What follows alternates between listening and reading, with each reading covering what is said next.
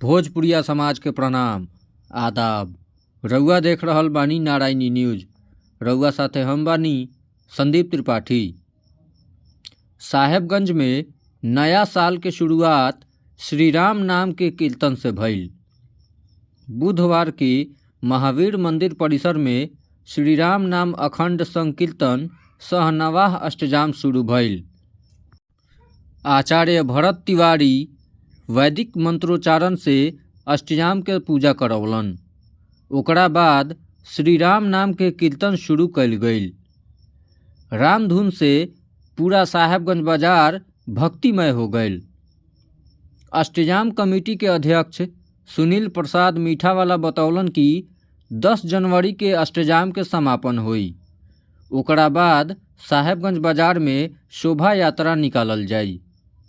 अष्टजाम में यजमान अनंत कुमार, कमेटी के सदस्य राजा बाबू, धीरज कुमार, मनीष कुमार, विकास कुमार, अंजनी कुमार, उपेंद्र कुमार, अमित कुमार, सोनू कुमार मौजूद रहस।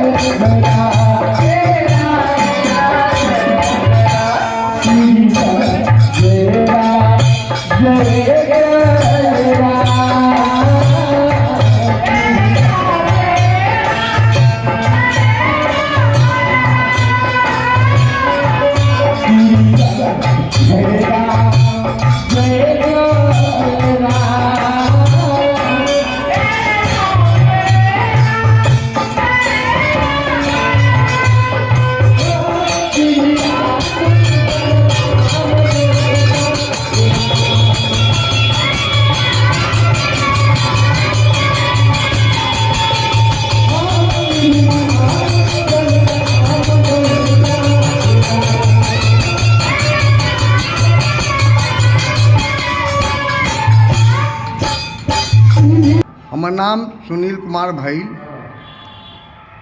पहले आपके माध्यम से जय श्री राम। जितने दर्शक लोग हैं मैं उनसे नम्र निवेदन प्रार्थना करूंगा कि ये नौवा अष्टजाम में आकर शामिल होकर पुण्य के भागी बने। ये आज 1 जनवरी 2025 से शुरू हुआ है। इसका समापन होगा 10 जनवरी 2025 को। इसमें हम सारे भक्तजनों को आग्रह करेंगे, विनती करेंगे वो शोभा यात्रा में वो आकर हमारी शोभा को बढ़ावे और पुण्य का भागी बने।